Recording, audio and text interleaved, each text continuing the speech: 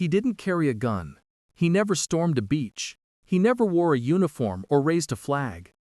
Yet by the end of World War II, this quiet man from Barcelona had changed the course of history by inventing an army that never existed and convincing Hitler it was real. His name was Juan Pujol Garcia, but to the world of shadows, he was known by another name, Agent Garbo, the spy who didn't exist. It began not in the fog of London or the ruins of Berlin, but in a small, war-torn Spain, still bleeding from civil war. The year was 1940. Europe burned, and Juan Pujol Garcia, a former chicken farmer, hotel clerk, and sometime businessman, watched with growing disgust as fascism spread across the continent.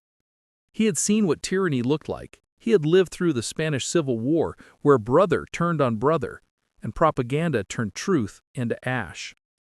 He wanted no part in another lie. But he also believed one man could make a difference, not with bullets, but with deception. When the Second World War erupted, Pujol decided he would fight Nazism. There was only one problem. No army wanted him. He first approached the British embassy in Madrid and offered his services as a spy. The British officials politely declined. A civilian with no training? Impossible. They dismissed him as a dreamer. But dreamers have a way of bending reality. If the British would not hire him, he decided he would become a spy on his own. And so began one of the strangest journeys in intelligence history. Pujol created a new identity, a devout Nazi supporter and pro-German businessman. He approached the German embassy in Madrid and offered to spy on the British for them. To his surprise, the Germans accepted him. They gave him invisible ink, a secret code, and the title of Agent Alaric. There was only one problem. He had no information to send. He had never been to Britain. He had no contacts. But that didn't stop him. Using tourist guidebooks, public newspapers, and his imagination, he invented an entire network of sub-agents scattered across the United Kingdom. He described their movements, their reports, their observations with astonishing detail. Every letter he sent dripped with authenticity, names, unit numbers, weather descriptions, even train timetables copied from magazines. And the Germans believed every word. In Berlin, his reports caused excitement. They thought they had discovered a brilliant spy inside Britain. They sent him money, praised his loyalty, and demanded more. But what they didn't know was that every word they read was fiction, carefully crafted from library books and intuition. Pujol's biggest risk wasn't being caught by the British, it was being believed too much by the Germans. Sooner or later, someone in London might notice that German intelligence had an invisible hand feeding it false information. Yet fate has a strange sense of humor. One day, British intelligence did notice. The MI5 intercept teams began reading German radio traffic referring to a mysterious, efficient spy operating inside the UK, one they didn't even know existed. They called him Alaric. His reports were detailed, his tone disciplined, but there was a problem. Some of his information was laughably wrong. It was so obviously invented that it didn't line up with real troop movements or naval operations. At first, the British suspected Alaric might be an amateur or even a joke, but as they traced his messages, they realized something extraordinary. This German spy wasn't even in Britain. He was operating out of Lisbon, Portugal, a neutral country. Intrigued, British intelligence decided to find him. They located Pujol through contacts in Spain and Portugal, and instead of arresting him, they made a decision that would change history. They recruited him. Under British control, the man once called Alaric became Agent Garbo, named after the actress Greta Garbo because he was a master of drama and disguise. His handler was Tommy Harris, a sharp, methodical officer with MI5's double-cross committee, the secret branch that turned German spies into double agents. But Garbo was different from any agent they'd ever seen. He hadn't been captured or coerced, he had created his own cover from nothing. To the British, he was a one-man intelligence revolution.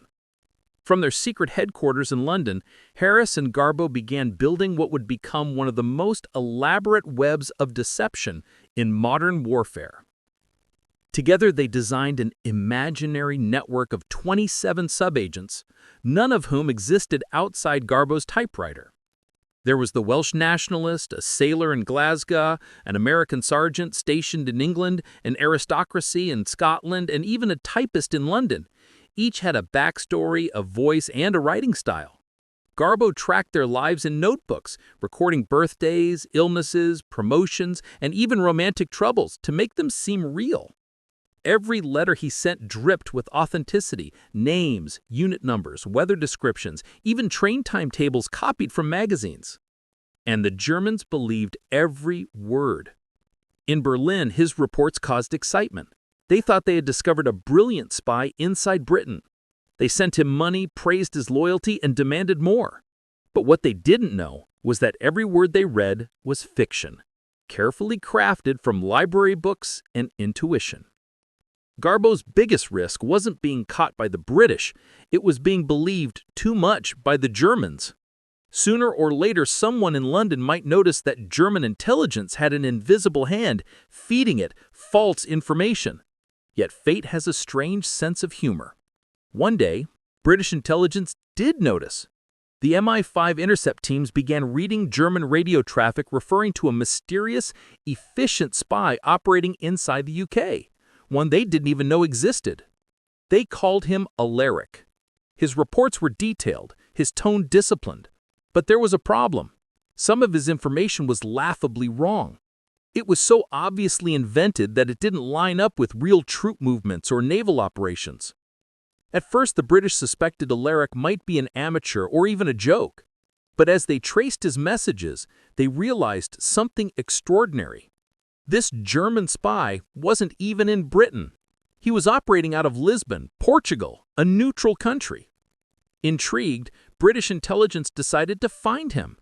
They located Pujol through contacts in Spain and Portugal, and instead of arresting him, they made a decision that would change history. They recruited him. Under British control, the man once called Alaric became Agent Garbo, named after the actress Greta Garbo because he was a master of drama and disguise. His handler was Tommy Harris, a sharp, methodical officer with MI5's double-cross committee, the secret branch that turned German spies into double agents. But Garbo was different from any agent they'd ever seen. He hadn't been captured or coerced, he had created his own cover from nothing. To the British, he was a one-man intelligence revolution. From their secret headquarters in London, Harris and Garbo began building what would become one of the most elaborate webs of deception in modern warfare. Together, they designed an imaginary network of 27 subagents, none of whom existed outside Garbo's typewriter. There was the Welsh nationalist, a sailor in Glasgow, an American sergeant stationed in England, an aristocracy in Scotland, and even a typist in London. Each had a backstory, a voice, and a writing style. Garbo tracked their lives in notebooks, recording birthdays, illnesses, promotions, and even romantic troubles to make them seem real. Every letter he sent dripped with authenticity, names, unit numbers, weather descriptions, even train timetables copied from magazines. And the Germans believed every word. In Berlin, his reports caused excitement. They thought they had discovered a brilliant spy inside Britain. They sent him money, praised his loyalty, and demanded more. But what they didn't know was that every word they read was fiction, carefully crafted from library books and intuition. Garbo's biggest risk wasn't being caught by the British, it was being believed too much by the Germans. Sooner or later, someone in London might notice that German intelligence had an invisible hand feeding it false information. Yet fate has a strange sense of humor. One day, British intelligence did notice. The MI5 intercept teams began reading German radio traffic referring to a mysterious, efficient spy operating inside the UK. One they didn't even know existed. They called him Alaric. His reports were detailed, his tone disciplined. But there was a problem. Some of his information was laughably wrong. It was so obviously invented that it didn't line up with real troop movements or naval operations. At first, the British suspected Alaric might be an amateur or even a joke, but as they traced his messages, they realized something extraordinary. This German spy wasn't even in Britain. He was operating out of Lisbon, Portugal, a neutral country. Intrigued, British intelligence decided to find him. They located Pujol through contacts in Spain and Portugal, and instead of arresting him, they made a decision that would change history. They recruited him. Under British control, the man once called Alaric became Agent Garbo, named after the actress Greta Garbo because he was a master of drama and disguise. His handler was Tommy Harris, a sharp, methodical officer with MI5's Double Cross Committee, the secret branch that turned German spies into double agents. But Garbo was different from any agent they'd ever seen. He hadn't been captured or coerced. He created his own cover from nothing. To the British, he was a one-man intelligence revolution. From their secret headquarters in London, Harris and Garbo began building what would become one of the most elaborate webs of deception in modern warfare. Together, they designed an imaginary network of 27 sub-agents, none of whom existed outside Garbo's typewriter. There was the Welsh nationalist, the sailor in Glasgow, the American sergeant stationed in England, the aristocrat in Scotland, and even a typist in London. Each had a backstory, a voice, and a writing style.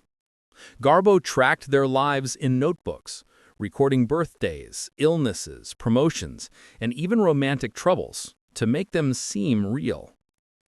Every week, Garbo sent Berlin detailed reports supposedly compiled by his invisible army. The Germans loved it. They began paying salaries to his phantom spies, sending him more money, and relying increasingly on his intelligence. They never realized that their most trusted agent was working for the enemy. By 1943, Garbo had become indispensable to German intelligence. His network covered every corner of Britain, at least on paper. He provided shipping data, troop movements, even supposed inside knowledge about British morale. Some of it was accurate enough to keep his credibility. Much of it was designed to mislead. Then came the turning point. The morning after D-Day, as Allied soldiers bled across the beaches of Normandy, Agent Garbo sat in a dimly lit room in London, surrounded by cigarette smoke and the quiet hum of a radio set. He looked pale, sleepless. His hands trembled slightly over his code sheet. For months, he had woven a tapestry of lies so intricate that it had captured the mind of the German High Command. But now, in the crucial hours after the landings, those lies had to hold. If Berlin realized that Normandy was the real invasion, the Allies' position could collapse. So, Garbo did what he did best. He told another story. That morning, he sent a message to his German controllers. Calm, detailed, convincing. He told them that his agents had observed troop movements near Dover, the supposed staging ground of the 1st U.S. Army Group under General Patton. He wrote that the Normandy assault looked like a diversion, a feint to mislead us, he said, a preliminary action before the main invasion at Pas de Calais. It was exactly what Hitler wanted to hear. In the German command bunker at Berchtesgaden, the message rippled through the chain of command. High-ranking officers studied maps, moving little wooden flags across northern France. Hitler himself, pacing beneath a swastika-draped ceiling, declared, "The real invasion will come at Calais. Hold the panzers there." And so, they did. For almost 2 precious weeks, the German reserves stayed frozen, waiting for an attack that would never come. Those 14 days changed the course of the war. Garbo's lies had taken on a life of their own.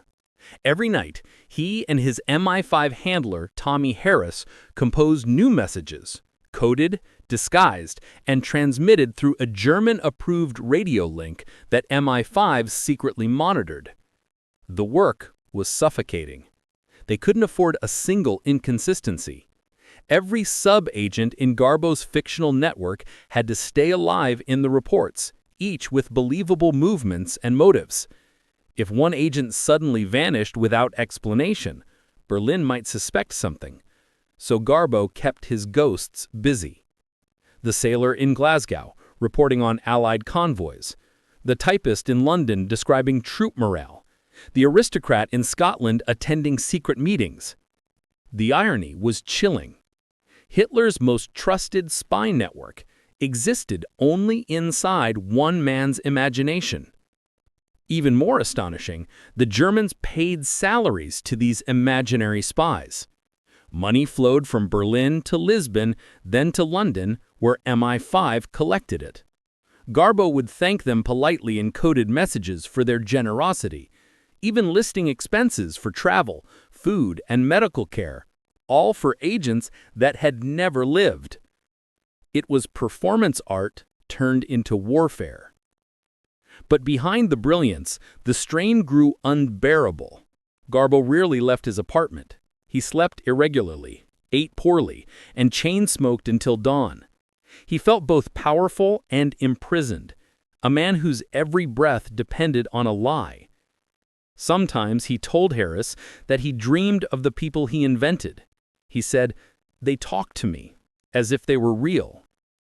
Harris worried that his friend was losing his grip on reality, but he also knew that without Garbo's obsessive dedication, the illusion would collapse. The fate of the invasion, and perhaps the world, still hung on this fragile web of fiction. Meanwhile, on the battlefields of France, Allied forces clawed their way inland. The beaches of Normandy became supply ports, the hedgerows turned into death traps, and the air above filled with thunder. Soldiers died by the thousands, but the foothold held. Still, the German generals refused to believe it was the main invasion. They waited for Garbo's next report, for confirmation that Patton's Alma group was preparing to strike Calais. And Garbo delivered. He wrote of phantom divisions assembling, of tanks rumbling through the night, of ships massing off Dover. Every line was fiction, yet the Germans devoured it. By July 1944, Hitler remained convinced that the Normandy landings were a diversion. He delayed his sending reinforcements until it was too late. By then, the Allies had broken through. That single deception, Operation Fortitude, became one of the greatest feats of strategic manipulation in military history. And at its heart stood one quiet man tapping on a typewriter. But Garbo's war did not end with D-Day. As Allied forces pushed eastward through France, MI5 feared that the Germans might still uncover the truth. If they realized that all of Garbo's agents were imaginary, they might execute their remaining double agents across Europe. So Garbo had to keep the show alive. He continued sending updates, pretending that his agents were still gathering information about new Allied operations. His messages grew more complex, more theatrical, a mix of real battlefield news and deliberate misdirection. Berlin, increasingly desperate for hope, still listened. Even as Allied tanks rolled towards the Rhine, they waited for guidance from their phantom agent in London. By then, Garbo's identity had become a legend within the Abwehr. Some officers even suggested promoting him to oversee espionage operations in Britain. He received coded compliments from generals he had never met. To them, he was the invisible eye of the Reich, their most reliable source in enemy territory. To MI5, he was their most valuable asset, proof that information, not firepower, could shape the outcome of a war. But every performance must end. By early 1945, as the Allied armies crossed into Germany and the Third Reich began to collapse, Garbo's role became increasingly dangerous. If captured documents exposed his true allegiance, surviving Nazis might hunt him after the war. MI5 understood this and began planning his disappearance. He sent his final messages to Berlin in April 1945, calm, loyal, and precise as always. He wrote that his agents had observed preparations for an Allied offensive, that morale remained high, and that he would continue to serve the Führer faithfully. It was a farewell, written in code. Days later, Hitler killed himself in his bunker. When Berlin finally fell, Garbo's radio fell silent. The man who controlled an army of ghosts simply vanished from the airwaves. After the war, MI5 quietly decommissioned many of their double agents, but Garbo was different. His entire existence was a secret within a secret. Few even inside British intelligence knew the full extent of his deception. To protect him, MI5 fabricated reports claiming that he had died of malaria in Angola in 1949. His death notice was quietly circulated to the German and Spanish authorities. The world believed it. In reality, he had disappeared to South America, living under a new name in Venezuela. For decades, he lived as an ordinary man. He raised chickens again, just as he had before the war. Sometimes he would sit on the porch and watch the sunset over the hills, thinking of the men who had died because of his lies, and the countless more who had lived. He never bragged. He told no one. To his neighbors, he was just another quiet European immigrant with haunted eyes. But inside, he carried a truth few could imagine. He had tricked Adolf Hitler and saved D-Day without ever firing a gun. The spy who didn't exist had finally stepped back into the light. And when Britain later invited him to In London, MI5 officers preserved his file, thick with coded messages, forged letters, and glowing German commendations. They knew they had witnessed something extraordinary. One memo simply read, "Garbo's performance exceeded all imagination." Yet, even in secrecy, Garbo's humanity remained fragile. He had been a liar for a noble cause, but the lies had changed him. He told a friend once that he felt hollow, like a man who has lived too many lives. He had created people who never existed, received medals from both sides of the war, and lived under names that weren't his own. Truth and fiction had merged. Sometimes in the quiet hours, he would reread his old transmissions. Lines written years ago now seemed like whispers from another universe. Each code group, each phrase, carried the echo of the war's heartbeat. Fear, faith, madness, hope. "I wonder," he said once, "if any of them, those imaginary men, exist somewhere in memory as real as I do." The war had ended, but his legend hadn't. In 1971, a BBC journalist researching wartime espionage uncovered hints that Garbo might still be alive. After months of searching, he found an old address in Caracas, Venezuela. When the journalist arrived, he found a modest man in his 60s, polite, neatly dressed, and astonished that anyone remembered him. When asked why he had done it, Garbo smiled faintly and said, "Because I could not bear evil to triumph. I had no weapon but deceit, so I used it." The spy who didn't exist had finally stepped back into the light. And when Britain later invited him to London, MI5 officers, now gray and retired, welcomed him as a legend. They gave him the recognition he had never asked for, a quiet medal, a handshake, and gratitude for saving countless lives. Garbo returned to Venezuela after that brief visit, content to fade once more into obscurity. He lived out his days quietly, tending his garden and teaching English. In 1988, he died peacefully, the world's greatest deceiver, at last free from the burden of truth and lies. He left behind no monuments, no grand memoirs, only the echoes of his coded messages, and the proof that wars are not only won on battlefields, but in the shadows where belief itself becomes a weapon. By mid-1943, Juan Pujol Garcia, Agent Garbo, was no longer just a minor player in the intelligence world.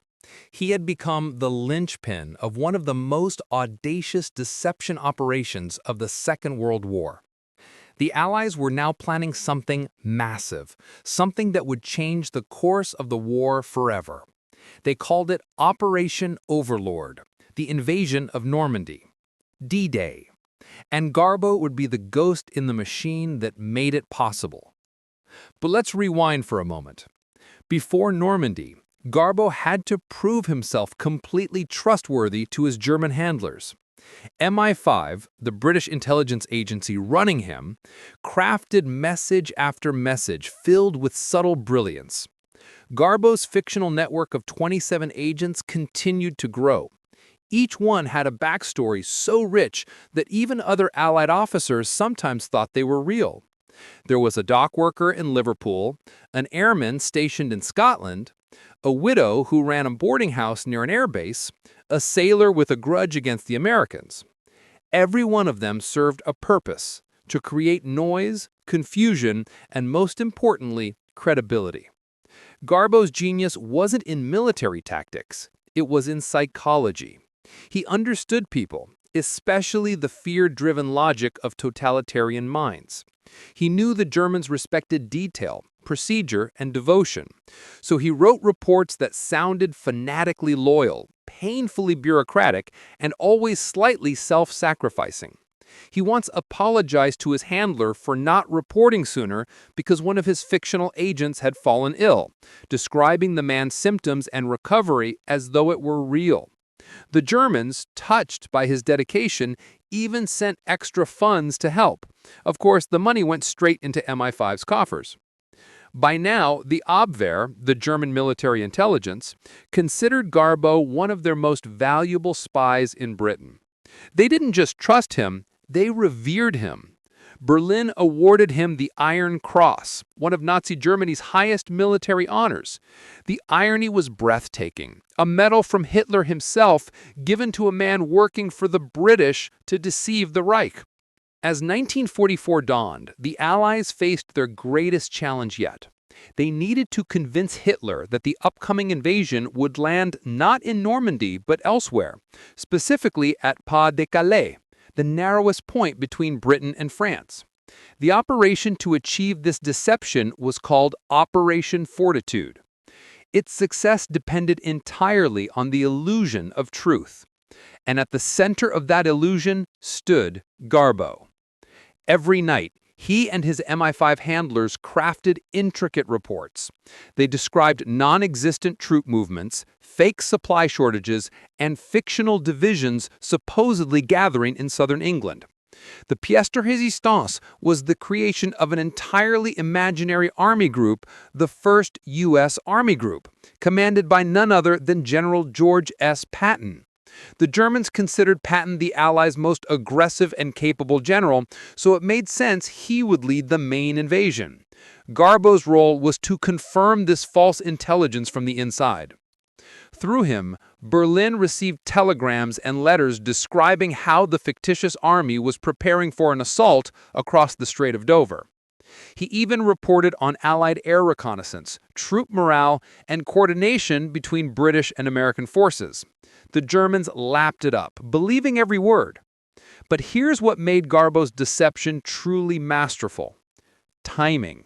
He didn't just feed lies. He built trust with small truths. When the Germans bombed Liverpool or Bristol, Garbo would report on the aftermath, describing real details that could be confirmed through reconnaissance.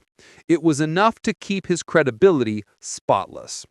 Then, when the big lie came, the one that said Normandy was just a diversion, they had no reason to doubt him. On the night of June 5, 1944, as Allied troops prepared to storm the beaches of France, Garbo sent his most critical message yet. It was a warning to Berlin hours before the invasion, saying that an attack might take place in Normandy, but that it was probably a feint, designed to draw attention away from the real target, Calais. The Germans received it too late to act on, and when the invasion began, Garbo sent follow-up messages insisting the main invasion was still to come at Calais. The result was catastrophic for the Nazis. For nearly 6 weeks after D-Day, Hitler refused to release the 15th Army from Calais to reinforce Normandy. By the time he realized the truth, it was too late. The Allies had already broken through. The deception had worked flawlessly.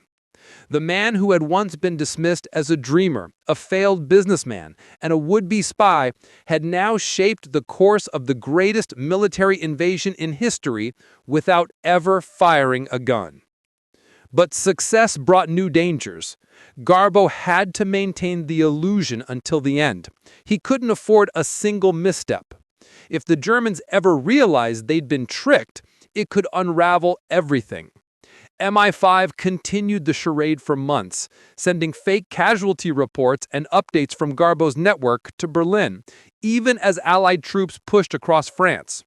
When Paris was liberated in August 1944, Garbo's work was nearly done. The deception networks were slowly shut down, the fake agents retired or killed in action. And yet, in Berlin, the Abwehr still believed in Agent Garbo's reports. Even as bombs rained down on their cities and the Reich began to crumble, Hitler's intelligence officers waited for word from their most loyal man in London. The irony was profound. The most trusted spy in Nazi Germany was a Spaniard working for the British, inventing entire armies out of thin air. His words had saved tens of thousands of lives. Allied soldiers who might have died on beaches soaked with blood had Hitler not hesitated. After the war, Juan Pujol Garcia faded into obscurity. The Germans believed he had died in Africa. The British intelligence world moved on to other priorities. But Garbo wasn't dead. He had simply disappeared, retreating to a quiet life far from the chaos he had once orchestrated. Years later, when historians uncovered the full scope of his deception, they realized how close the war had come to disaster, and how one man's imagination had turned the tide. His story wasn't just about espionage or courage, it was about the power of belief and how truth and lies in the right hands can shape the destiny of nations. In the end, Agent Garbo, the spy who didn't exist, proved that sometimes the sharpest weapon isn't a gun or a bomb, but a story so convincing that even your enemy fights to protect it. He vanished into legend, leaving behind only whispers in declassified files and the shadow of a man who saved D-Day with nothing more than words. When the guns finally fell silent in 1945, and the smoke of war drifted away over a shattered Europe, Juan Pujol Garcia, Agent Garbo, found himself at a strange crossroads. The man who had deceived an empire, who had fed Hitler lies so convincing they shaped the fate of nations, was now a ghost among the living. His work had been so secret, so buried in layers of deception, that almost no one outside MI5 knew his name. There were no medals, no public parades, no headlines hailing his genius, only a quiet debriefing, a handshake, and a promise that his efforts had saved countless lives. Garbo didn't mind the silence. He had never been in it for fame or recognition. His mission had always been driven by a personal hatred of tyranny, by a moral compass that pointed unwaveringly toward freedom and justice. But after years of living a double life, of playing the part of a man who never really existed, Garbo found himself unsure who he was anymore. MI5 offered him protection. After all, there was every chance that remnants of the Nazi intelligence network might seek revenge if they ever learned his true identity. And so, in the confusion of post-war Europe, Juan Pujol Garcia died, or at least the world thought he did. A false death certificate was quietly issued. The story spread that Agent Garbo had died of malaria in Africa sometime in 1949. The Germans who survived the war accepted it without question, some even mourning him as one of their best. In reality, Garbo was very much alive. Under a new name, he began a new life. He moved far from Europe, far from the shadows of war, settling in a small village in Venezuela. There, surrounded by jungle and ocean, he lived a quiet existence running a small business. The world had moved on, and he intended to vanish with it. For decades, he lived in anonymity, raising a family, working with his hands, keeping his astonishing secret locked away. But history has a strange way of finding its ghosts. In the early 1980s, a British historian named Nigel West was combing through declassified intelligence files, piecing together the stories of double agents from the war. In those files, one name stood out: Garbo. The reports described a spy so skillful, so vital to D-Day's success, that West could hardly believe he had never heard of him. Determined to uncover the truth, he began searching for Garbo's real identity and what became of him. It took years, but West eventually traced a faint trail to Venezuela. Letters, interviews, fragments of rumor. Then one day he received word that an elderly Spanish man living under a different name might know something. West traveled there, following the lead deep into the heart of Caracas. And in a modest home shaded by palm trees, he met an old man whose quiet eyes still carried the weight of secrets. When West asked if he had ever been known as Agent Garbo, Juan Pujol Garcia smiled faintly and said, "Yes." The meeting was historic. For decades, the man who had outwitted Hitler had been considered dead. Now, here he was, alive, humble, and unassuming, with no trace of arrogance or regret. West recorded hours of conversation with Garbo, documenting the intricate workings of his deception, his relationship with MI5, and the emotional toll of living a lie so complete that even his enemies had mourned his death. When word of Garbo's rediscovery reached Britain, the intelligence community was stunned. The British government invited him back to London in 1984 to be honored for his service. It had been nearly 40 years since D-Day. He walked once more through the same streets he had helped defend, this time not as a shadow or a secret, but as a hero. MI5 officers, historians, and even former soldiers attended a quiet ceremony to recognize his contribution. For the first time, Juan Pujol Garcia received the gratitude he had long deserved. But there was a deeper, more personal reason for his return. The 40th anniversary of D-Day was approaching, and Garbo was invited to visit Normandy. Standing on the windswept beaches, he looked out over the calm water that had once been filled with fire and blood. Tens of thousands of Allied soldiers had stormed these shores on that fateful morning in June 1944. Many never returned home. Garbo's deception had not saved all of them, but it had saved countless others. The thought filled him with quiet sorrow and pride. He told those who met him that he still dreamed of the war sometimes. In his sleep, he would hear the sound of typewriters, the crackle of radio static, the coded words that had once shaped the fate of the world. But in his heart, there was peace. He had done his duty. After the commemorations, Garbo returned to Venezuela. He spent his final years there in peace, rarely speaking of his past. On October 10, 1988, Juan Pujol Garcia passed away at the age of 76. He was buried quietly, far from the battlefields he had helped save, far from the cities where he had once lived two lives.